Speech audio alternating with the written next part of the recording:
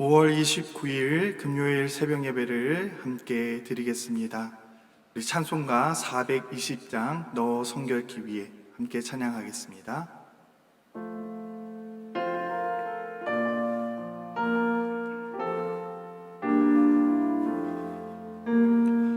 너 성결케 위해 늘 기도하며 너 주 안에 있어 늘 성경 보고 온 형제들 함께 늘 사귀면서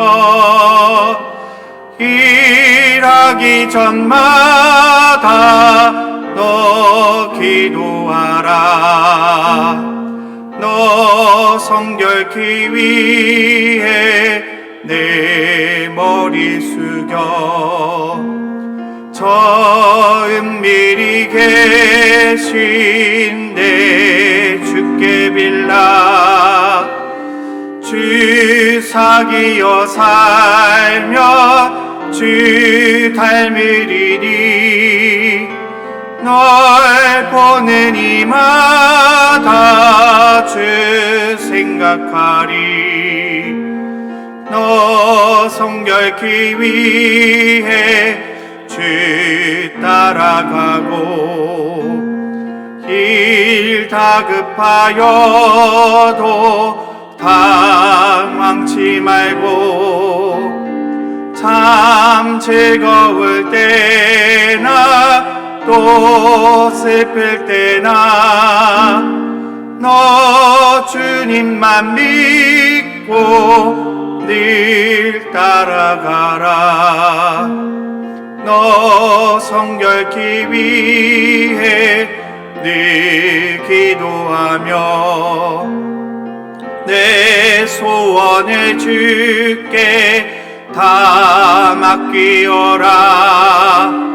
너 성령을 받아 주 섬겨 살며 저 천국에 가서 더 잘 섬기리.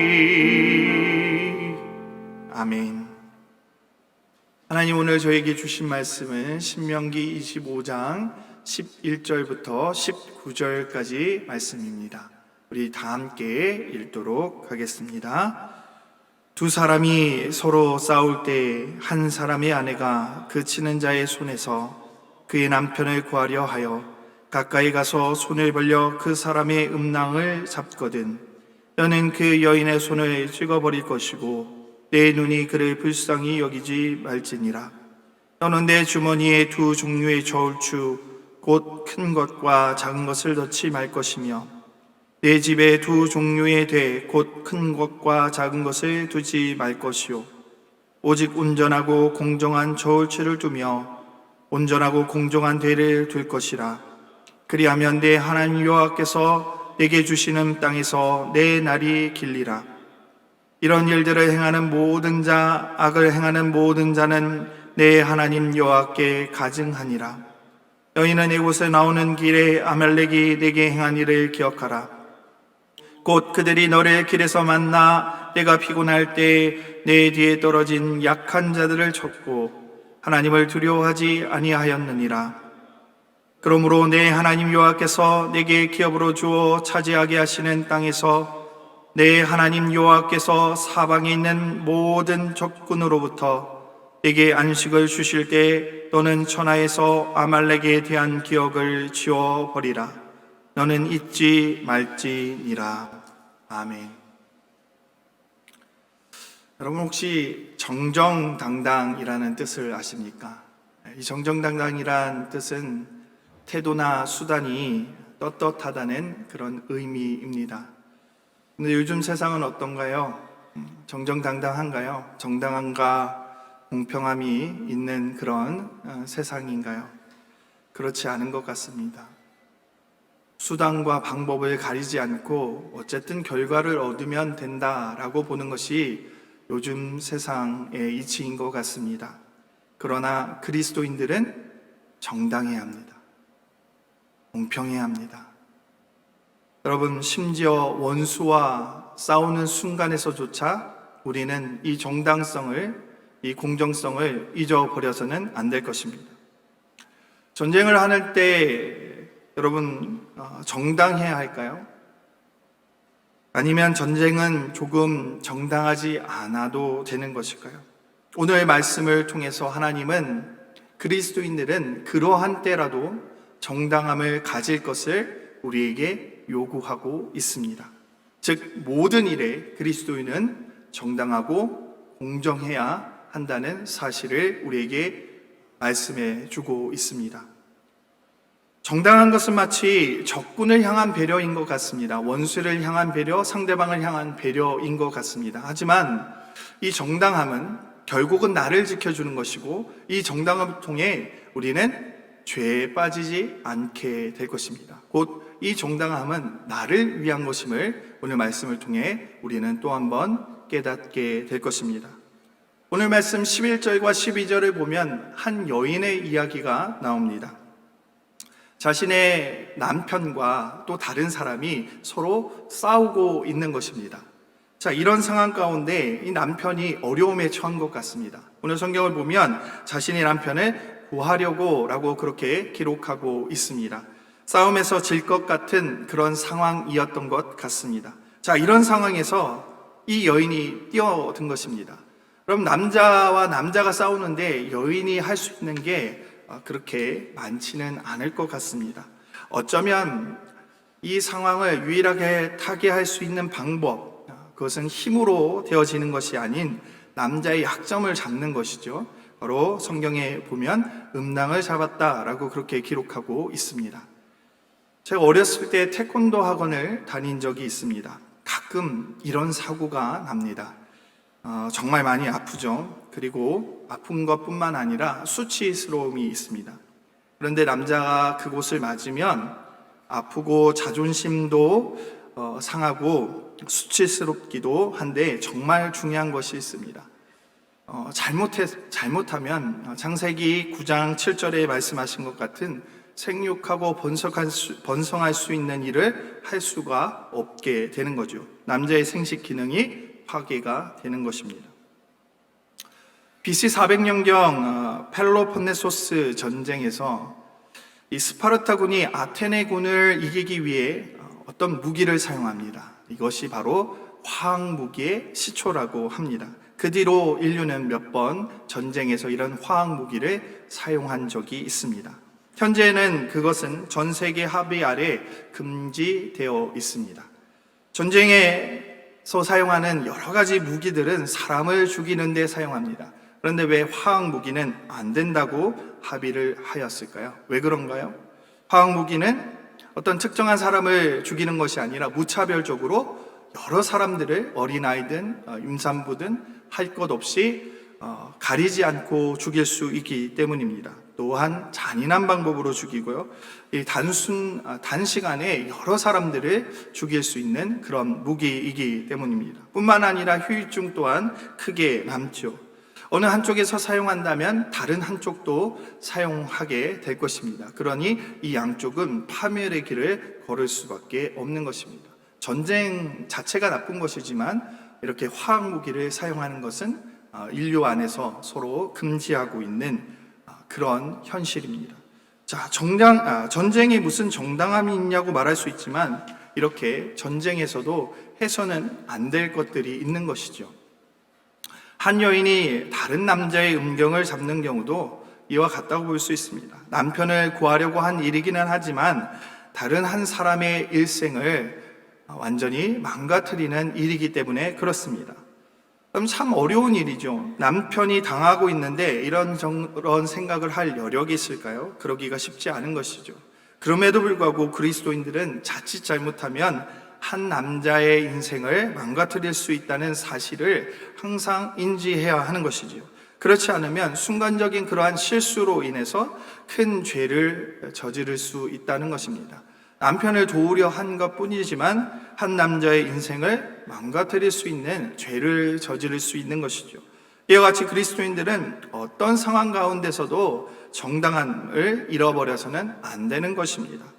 정당함을 잃어버리면 우리도 모르게 죄를 짓게 되는 것입니다. 앞서 말씀드린 것과 같이 정당함을 지킨다는 것은 상대방을 배려하는 것이기보다 나를 지키는 것입니다. 내가 죄 가운데 들어서지 않게 하기 위한 것이라는 사실입니다. 여러분, 일할 때도 마찬가지입니다. 더 큰 이득을 얻기 위해서 정당함과 공정함을 잃어버려서는 안 되는 것입니다.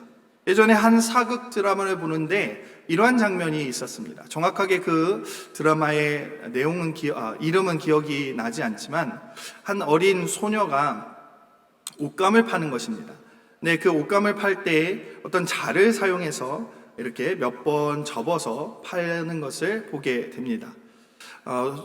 손님이 와서 이 옷감을 달라고 하자 이렇게 몇 번을 접어서 팝니다. 그런데 마지막에 한 번 더 조금 더 넉넉히 자를 재어서 주는 것을 보게 됩니다.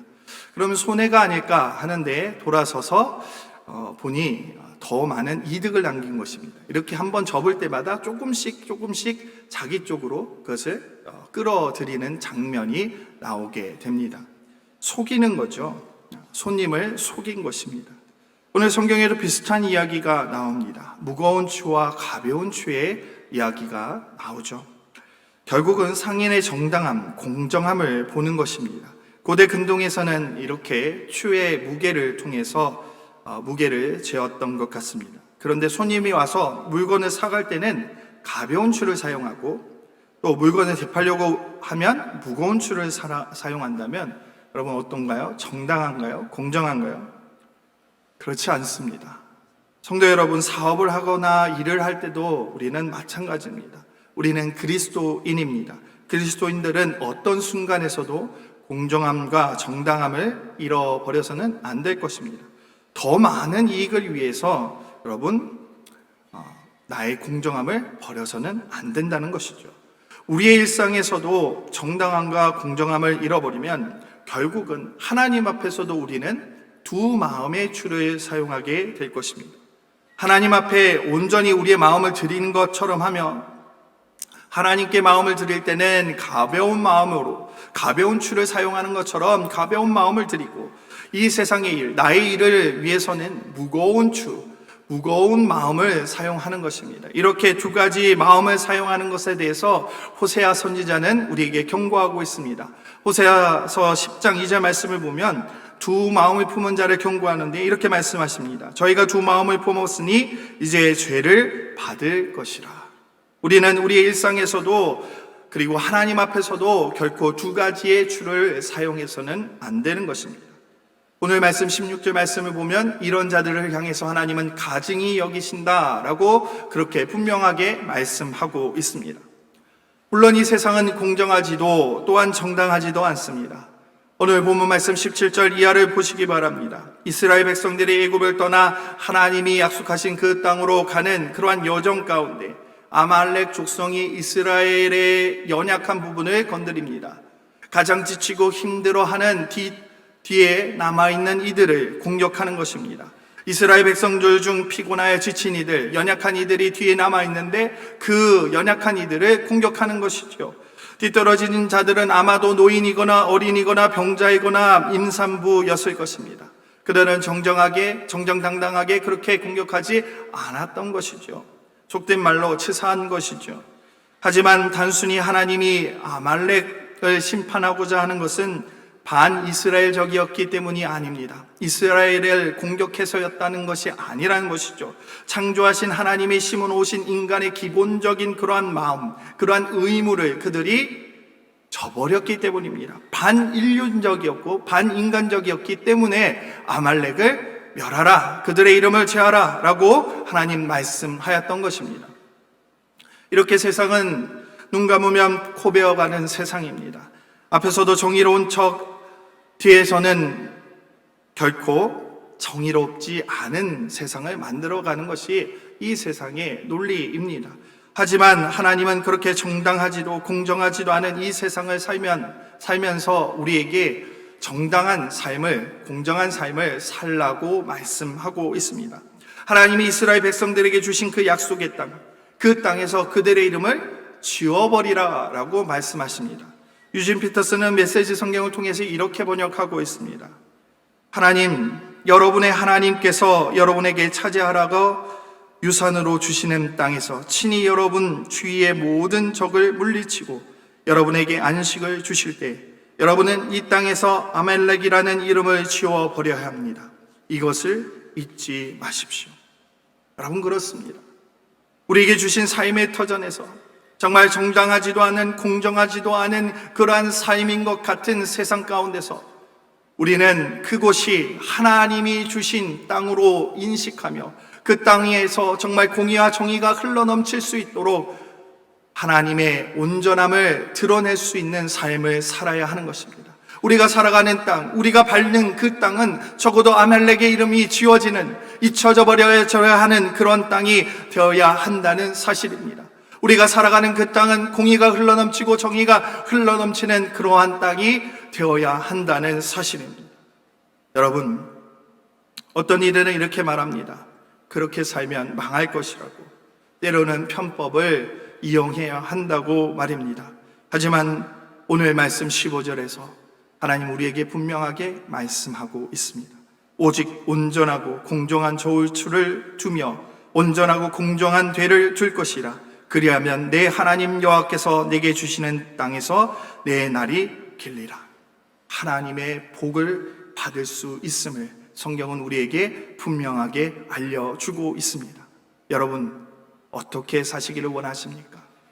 이 세상을 정말 아말렉과 같이 때로는 공정하지 않게, 정말 정의롭지 않게 무거운 줄을 사용했다가 가벼운 줄을 사용했다가 이렇게 살아가기를 원하십니까? 아니면 하나님이 말씀하신 것과 같이 공정하고 공평한 세상을 위해서 하나님의 공의와 정의를 우리 마음 가운데 두며 살아가기를 원하십니까? 이 세상 가운데 하나님의 복을 받기를 원한다면 정말 하나님이 주신 그 마음을 우리가 온전히 드러내야 할 줄 믿습니다. 이 세상, 우리에게 주신 이 세상, 우리에게 주신 이 땅을 정말 하나님의 공정함과 공평함으로 물들이시기를 간절히 축원합니다. 우리 함께 기도드리겠습니다.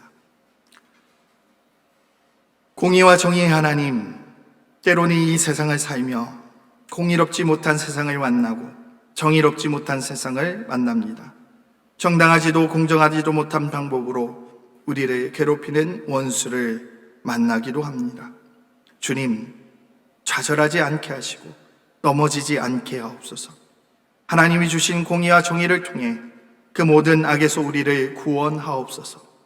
우리에게 주신 생명의 땅, 하나님의 공의와 정의가 흘러넘치는 그 하나님 나라를 꿈꾸게 하시며 우리가 살아가는 이 땅이 바로 하나님의 그 나라가 되어지게 하옵소서. 코로나19로 인해서 우리는 또 한 번 아픔을 겪고 있습니다.